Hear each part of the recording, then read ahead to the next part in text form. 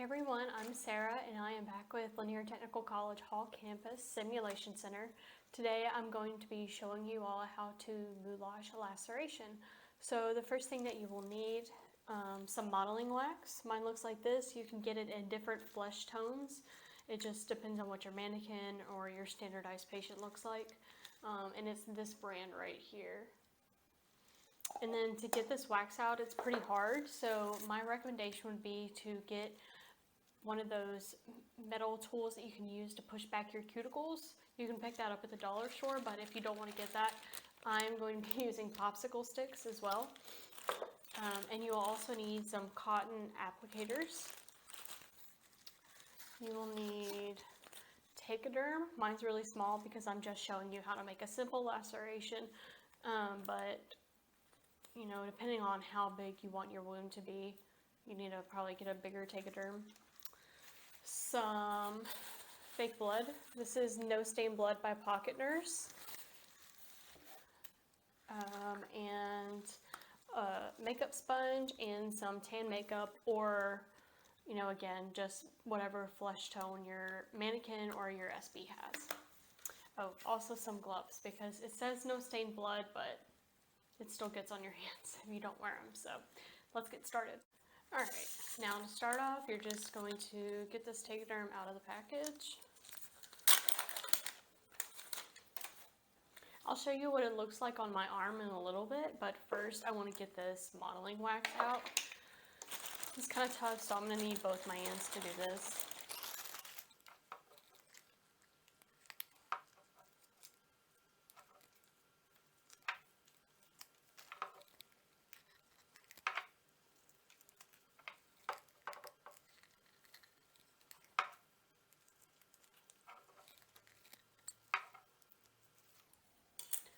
Alright, I have a decent amount now. I'm just going to kind of mash it together.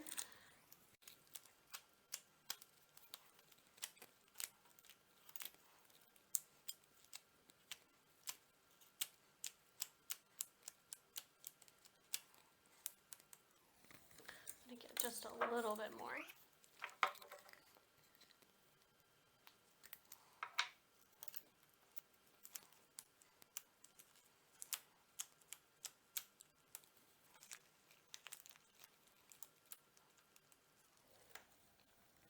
Alright, now I'm just going to smooth out the edges a little bit, kind of like this. You can use your nail or you can use this popsicle stick, just because you want it to look flush with the skin.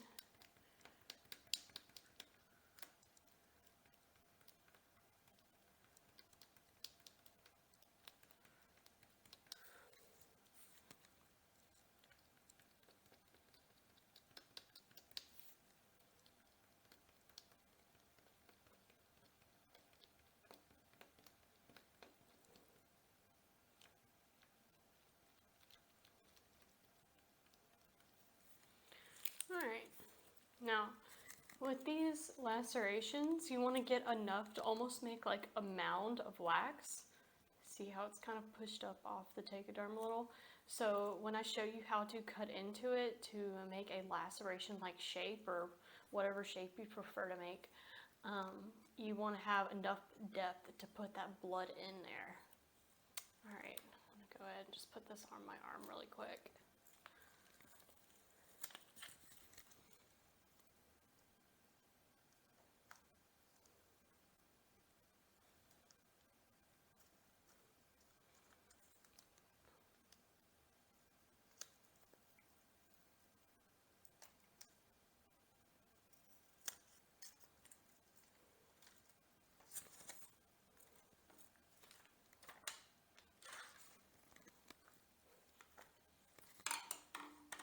Alright, so before I put in the blood, I am going to kind of hide this Tachoderm on my skin. You don't really have to do this, but I think it just looks a little bit better if you hide the Tachoderm, whether it's on a mannequin or a real person.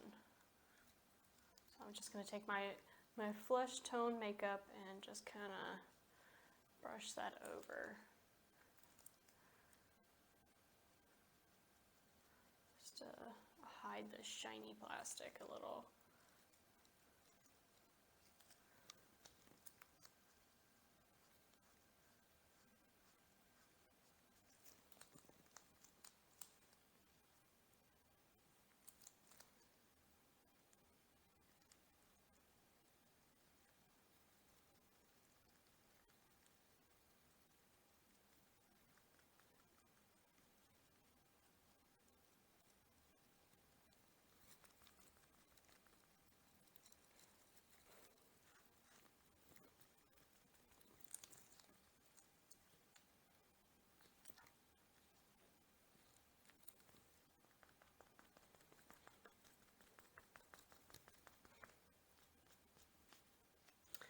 And after you apply your flesh tone makeup, if that's what you want to do, if you want to try to hide your tegaderm, depending on what your case is, so say you're doing a dog bite, you might want to add a little early bruising just around the wound that you plan on carving. I would recommend carving it out first and then putting on your bruise and then putting on the fake blood. But again, this is just a simple laceration just to show you guys what to do. And luckily, if you watched last week, you already know how to make bruises. So you can just kind of combine these two moulashes if that's what you want to do. All right, now that I've blended it in just a little, that's up close, I'm going to take this Q-tip applicator and I am just going to carve a simple little laceration-like shape. And depending on what you're doing, I would recommend using Google Images and kind of find, again, like if you're doing a dog bite, why don't you look up Google image dog bites, and you can try your best to mimic what you see. We can just pretend I hit a piece of furniture or something with my arm. All right, after you do that, you're gonna kind of want to tap down the edges just because you can see it looks really sliced open. Just want to tap them down just a little so they don't look so harsh. It's okay if they're a little jagged, but you don't want them puckered up so much. It just doesn't look very realistic that way.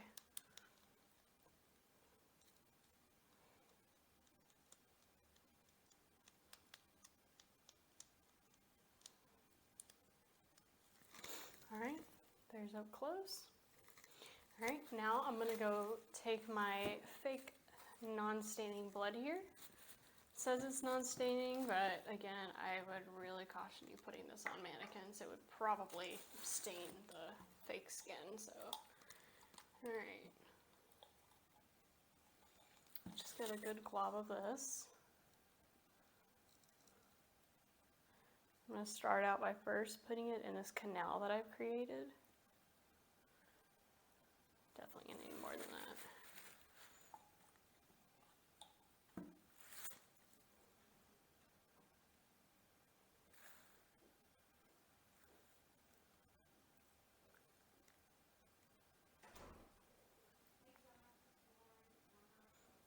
And it'll take a little bit just because to get this blood in here, just because the wax is, it's obviously doing what wax does. It doesn't really like to have liquid on it, so you're just gonna have to kind of keep coating it in blood just to force into submission there. All right.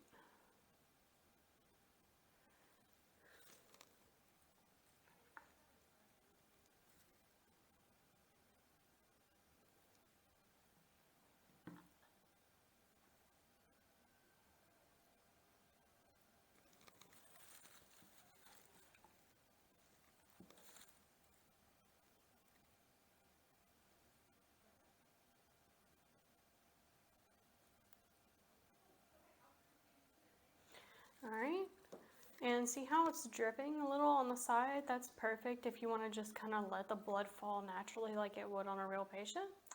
And then you're going to kind of wipe off your Q-tip just a little to get like a lighter shade blood and just kind of like dab it around, almost like if the person had touched their wound and smeared it a little, you know.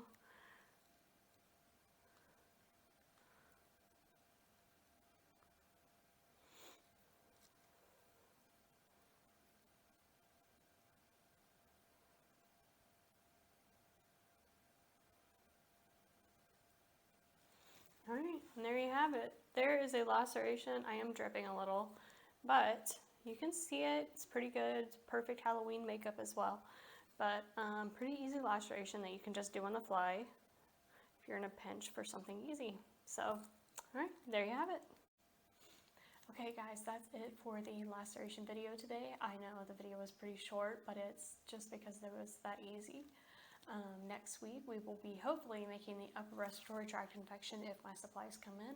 If not, I will be making a gunshot wound. So either way, you guys will still be getting a good video out of me. And thanks for watching. Hope to see you next week.